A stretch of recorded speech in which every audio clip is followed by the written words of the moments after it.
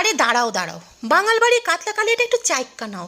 এটা খাইলে তুমি দ্বিতীয়বার আর কাতলা মাছের অন্য রেসিপি খাইবা না, এই কথাটা কিন্তু আমি হলফ কইরা বইলা দিতে পারি। আরে কিছুই না, প্রথমে মাছগুলারে নুন হলুদ মাখাইয়া ভালো করে ভাইজা নেবো। এদিকে একটা মশলা করুম।